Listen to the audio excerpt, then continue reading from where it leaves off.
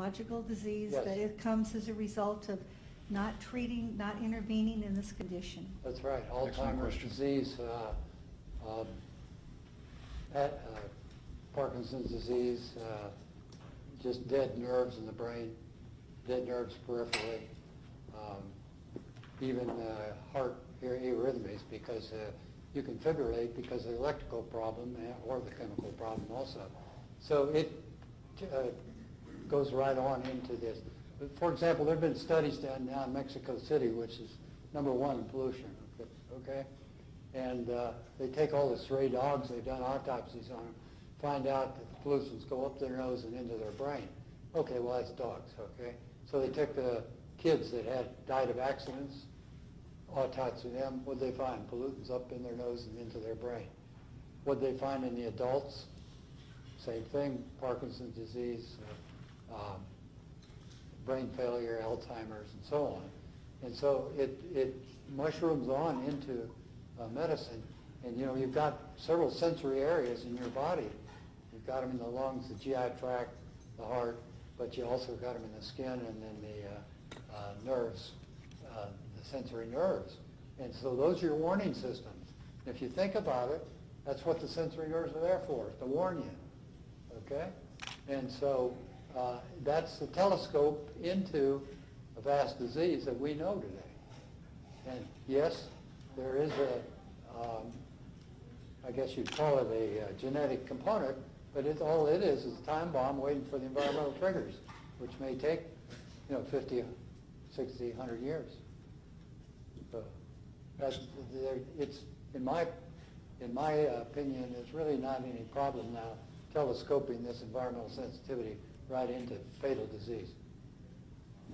And so we've had some where we were fortunate enough to be able to reverse them, Thank you very much, sir. Question over here. Dr. Ray, when you were doing your EMF challenge test on your electrical sensitive patients, Yeah. what type of antenna did you use, and do you have any information on the field strength where the patient was exposed to that? First question. Yes, I can't remember all the details. I've written that paper 30 years ago, 20 years ago. But we made the room as inert electrically as we could, okay? With all the measuring devices and with the sensitive people who went in there, okay? I used no antennas. We just used the old frequency generators. Okay. Next question is, did you challenge them at any frequencies in the high frequency above 5 to 30 megahertz, and then beyond that in the UHF and VHF? No, we didn't at that time, but we have since then. And of course, they react. Okay, thank you. Fantastic questions there. That's great. Way over here. So I have a question, Dr. Ray. I've certainly seen that the pesticides, as you stated, like the bulk of people who end up being sensitive in some way, shape, or form is through pesticides. Are you seeing a change at all with the advances and all the electronic stuff, that more people are, their initial sensitizing event or sensitizing exposure is actually now an electrical? Yes. And would you say that number's? Well, I mean, it's hard to say because we get a varied group from around the world. But 80% of them, it's clearly pesticide generated. About 20%, they're working around electronics, and or they got hit by Wi-Fi or some kind of wireless stuff. Excellent, thank you, sir. I think it's increasing without question. Good morning, Doctor. I have a question. As I sit here kind of looking at this whole thing from the outside in, it's interesting, a lot of people in this room have had individual experiences, and it's kind of what drew them into this space. Where is the medical community as it relates to getting the kind of education that I think is badly needed to teach our young doctors that these kinds of things exist, and that when people go in with these symptoms, they're not looked at like they're nuts? Because that's kind of what happens out there. Well, unfortunately, it's behind. We have 3 physician organizations now dedicated to some aspects of the environment. And there are about, 5,000, 10,000 complementary docks in the United States now around the world. You have to remember a little problem in the clinical part. This is taught in physiology, okay, and anatomy, but in the rest are influenced by pharmaceutical companies and by the industry. That they're paying for the research, and they're influencing the government for the research. And I'm convinced that one of the reasons that we have all this money going into genetics is because we don't want it going into environment, because we might find something. That is so incredibly true. Personal story for me, I work with the Environmental Health Clinic at Women's College Hospital in U of T. Which is the best one in Canada for that. It is the best one. Marshall. The best one in Canada. Dr. Kitty Kerr and some of them do great work. Yeah. They have not received an increase in funding since they opened in 1983, and this year they actually had some of their funding cut and lost their intake program director. That's the reality of it. Well, that pharmacology didn't have theirs cut. Exactly, exactly. Raise your hands, folks. Marston. Yes, thank you, Doctor. My question is, I've heard a number of publications about what they call the barrel effect. Yes. We have a barrel of toxicity. Could That's you our explain concept, yeah. Could you explain the barrel effect? Sure. And I always look at everybody as a barrel. Thanks, Marston. So you guys are all barrels around here. And what it depends on is the barrel is filled by whatever's in your environment, in air, food, and water. Simple, air, food, and water, okay? So any pollutant in there, and that pollutant can be chemical pollutant, it can be virus, it can be bacteria, it can be mold, parasites, so on down the line, okay? And once you fill your barrel up and you get one more drop of something, you'll spill over into disease processes. And that's basically what it is. So our goal is always to keep a person's barrel sort of half full, you know, or less, so they can tolerate anything that comes along. Because, you know, in your phase of life, you get hit with all kinds of things. Sometimes they're big things, sometimes they're little, but you can a lot of times control the little things and keep your barrel drained that way. That's all that is. And that analogy was coined by this man, the rain barrel effect. Excellent. Michael?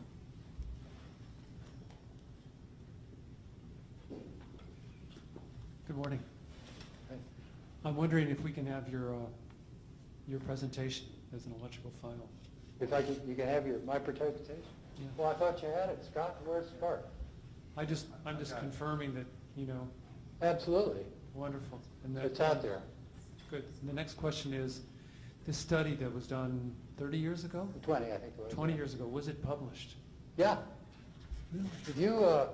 If you will email our clinic there, my secretary can send you a reprint. Wonderful. And have there been subsequent studies published as well? Yes, On the I AHS? haven't published them, but a lot of people have published some. Yeah. Okay. Thank you. It was obviously underreported.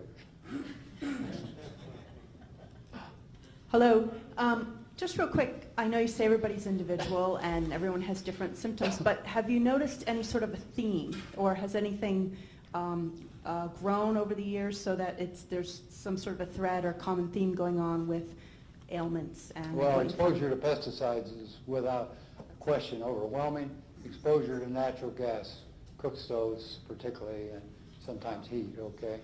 Those are the two biggie. And the third one, which is down the line just a little bit, is formaldehyde. And so those are the three. And then now all of your computers and phones. Like, for example, I have a young physician, about 35, trying to raise her kids while she was practicing medicine, which wasn't too bright, but she was top of her class. And when she came down, we did a SPECT brain scan on her, and she had a hole in her head right here where she held the phone. And it took about 2 to 3 years to get her cleared up, before she was really functional again. And so, that to me is a sort of discerning thing. And then real quick, talking about a mother with children, so years ago I had a lot of illness issues, and did homeopathic remedies of clearing out toxicities, and then I also worked on my son who had the potential of being within the autism spectrum, although now he's not. Things have been cleared, and he said to me, Mom, building biology does not make sense because buildings cannot reproduce. That was my conversation last night. So, but in that regard, is there anything going on to educate maybe the people that have the sensitivities that also have children to help mitigate these issues that we have with all of these autistic and Yeah, ADD there's issues? a lot of educational things. Dr. Rapp up here in Phoenix, Doris Rapp, has written, I don't know, a dozen books on this and has all kind of stuff for schools and things. She's absolutely tops on trying to educate people with that.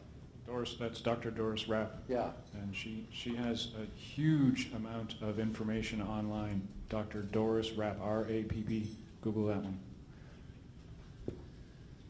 Dr. Ray, you mentioned that magnesium is one of the highest deficiencies, and I noticed you had up there both the citrate and aspartate types. Yes.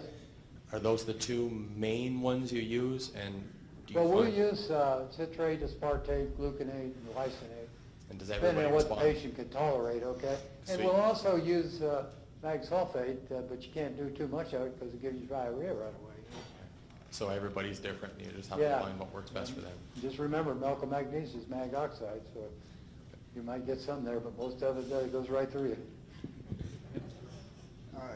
It's appropriate to also ask, do you have any comments on magnesium oils, topical application? Magnesium what? Oil. Oils of magnesium, yeah, coming from Poland there.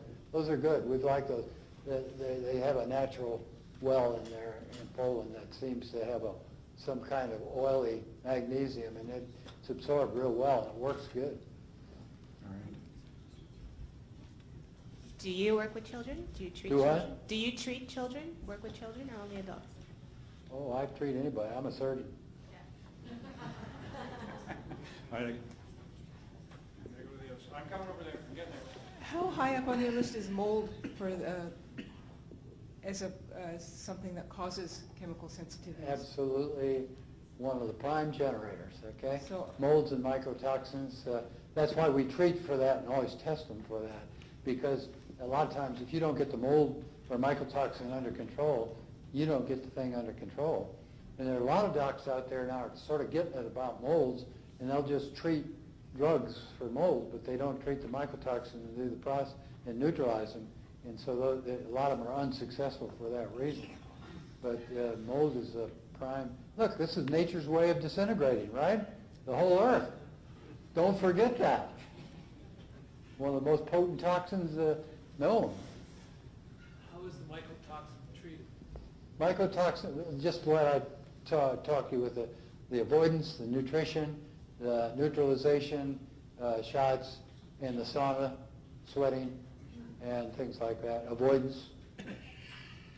So with that process, certainly for those of us on this side of the fence who are actually in the homes, Yeah. and how do you interact with or engage with the actual living environment of your patients? Absolutely, you have to evaluate it. It won't work. We always have mold plates, and we ship those out in carloads for our patients. I don't like the mold spore counts because they don't really tell you what's growing in there. They tell you what's going through it, you know. And you'll see now there are so many companies going to spore counts, and spore counts won't give us the information we need to know. We've got to have the mold plates because what's growing in there is a big thing. And of course, you know, the black molds, which are usually Aspergillus and Stachybotrys and the Rhizopus, and they're devastating for some people. And if you don't treat that, you won't have it successful. And a lot of times, if you have electrically sensitive people who's got mold in their house, if you don't clean up the mold, forget it. You'll never get them well. I don't care how well you do on electricity. On the other hand, you've got to be sure they're not really mold sensitive, because if they are, even when you clean up the house, a lot of times they can't live in it. I suspect because of the mycotoxin. And one thing we don't seem to have now yet is the levels of mycotoxins indoor environment. Technology is creeping up on us here, but that one of you guys need to develop that. And let me know as soon as you do, because good. You had invited us over. Pardon? You had invited us over. Yeah. Yeah. Okay. So then there's I'm on about 2 events, and one is 5 o'clock Tuesday. 5:30. 5:30 Tuesday. Yeah. What happens? Well, we'll show you around the clinic anytime. Yeah, but you said you had a group with staff meetings and. 5:30. Yeah, 5:30. You had, every week your staff comes around and discusses things, and you're invited. Yeah, or we have outside presenters. Yeah, and so you're inviting us if you're in town at that time. Yeah, come on over in. 5:30 Tuesday. You want to give a presentation? Give it. There you go. And the other is that your annual conference. Can you describe that some? Well, we've had 28 world conferences. We're not having one this year because we've had too many other problems. But can you describe the general format of it? Well, the general format is like here. Hmm? The general format is like here. Papers, discussion, and more discussion, because when you get people in from all over the world, they got different ideas, and everybody wants to massage them. Right. But the other thing is it's like 150 doctors from Yeah, around the world. yes, also building people and whatever. So that's another one. So watch out for him on his website, etc. When you have that, that's in June. Generally in June, yeah. June. So watch his website, and if that happens, and if he can make it to Dallas, then that's another. I went to the one all the way back. What was it, 95? A long time ago. I can't even remember. I went to his thing a lot. How can I forget? How can I forget when he came? Huh? You didn't take a picture. That was it. We didn't have a picture. He may not have ever even been there, you know? I think Dr. Ray gets the game. Dr. Ray, there's a veterinarian in Wisconsin whose last name is Croft. I think you know him. Yeah, Bill Croft. Right. And he has a protocol for using ammonia to get the mycotoxins out of the house. Yeah. He has people take ammonia baths. No way. So I just wanted to Bill ask. Croft and I disagree. All right. But spraying the homes, they mist their houses with ammonia. I have no problem with that. So how are they able to tolerate the ammonia? I know it's supposed to be. They can't be there. Okay. They're dependent on it dissipate. It's just like ozone. You know, you want to ozone a house, you can't be there, and you got to wait till all that ozone. So it does is gone. totally dissipate then. It will. Those are things that dissipate. That's All right. But Okay. the other part I disagree with Bill, because he's going to create chemical sensitivity. Exactly, Yeah. exactly. But there's a lot of people doing it, so I Yeah. just wanted to see what you thought Yeah, of it. you're Thank right. you. Doctor, there's obviously over the years, past 15, 20 years, been a major increase in autism, asthma, cancer, and it appears, you know, when we were younger, those diseases weren't really that prominent in our society.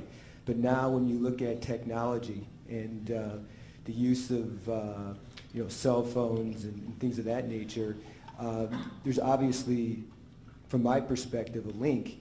And my question is this, because when you talk to people about the issues that are out there in terms of EMF and molds and so forth, what studies are available in terms of, for example, the link between the proliferation, the increase in proliferation of molds and all these other chemical things that are going on in the environment that we can share with our clients to show that this is certainly an issue that's out there? No, you're exactly right. And actually, one of the few good things the federal government does is that you look at the EPA manuals, they'll have something on all of this with all the current literature and everything. So you can get those free and give them to your patients or your people, and you can teach them on it. The literature is absolutely overwhelming. I just finished my cardiovascular chapter of my new book, and my assistant came in there and she said, "We're not putting any more references in this cardiovascular chapter." And I said, "Why?" She said, "You've got 1,000 and that's enough for anybody." I'm not going to do any more. And I think she's right. I mean, you know, what constitutes proof? The eye of the beholder, obviously.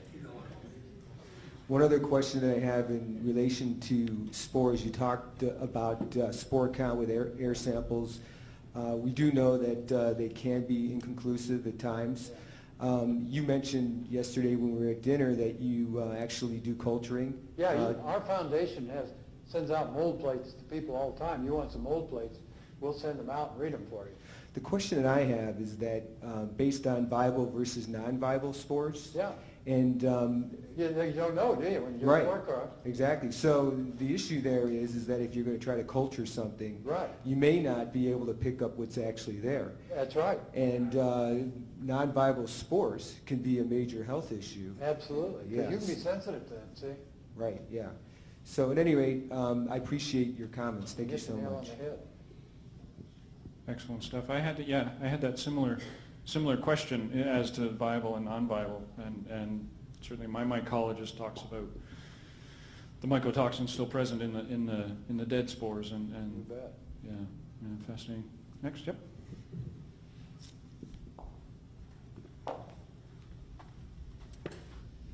Dr. Ray, on the question of electrical hypersensitivity, the scientists that I've been working with who are publishing all the time about biological and health effects say very conservatively, well, the jury is still out to prove through scientific means, that by looking at weight of evidence and having an official policy review, that there is a relationship between electromagnetic fields and electrical hypersensitivity.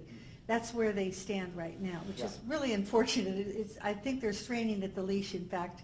Well, they always do. Any official always does that. Right, and There's never enough proof. But then we have the court of public opinion. Yeah. And I just wanted to say, if you must realize this, but just in the last week alone, we've had an huge amp up of public opinion in the form of two major television, one was TV, one was newspaper. BBC World ran a story about the people living in southern West Virginia and Green Bank. Yes, that's right. Nikki Fox and Diane Scow were both interviewed about, they're very credible witnesses and personally affected.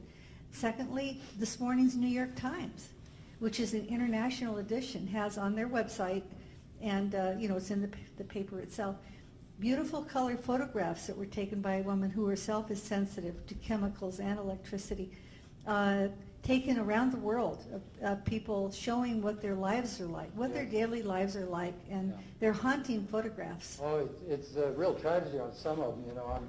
When it comes to mind, I got a girl who's living in a wood cabin with dirt floors, and she comes out to visit this now. She can do it, but before she couldn't even do that, So there's some real tragic cases like that, and they're right.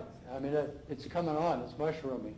And, there's a lot of good work being done in England. Dr. Cyril Smith and Dr. Jean Monroe at Breakspear Hospital there, they are really leading the forefront there in Europe. And they found all this same thing. So you're right. The knowledge is starting to get there. Starting to get out into the general population. Yeah. And I'm convinced that probably our friends in the military have already gotten ways to neutralize some of this stuff. And like if we can ever get them to speak for us, that'll be great, because we know they've got advanced weaponry that they've tried to counteract in different ways and everything. So. I'm going to ask some questions about the medical part of your work. Yeah. Okay. I heard intradermal injections. Yes. I showed a picture of it. And you showed a picture. Right. What are these? How are they prepared?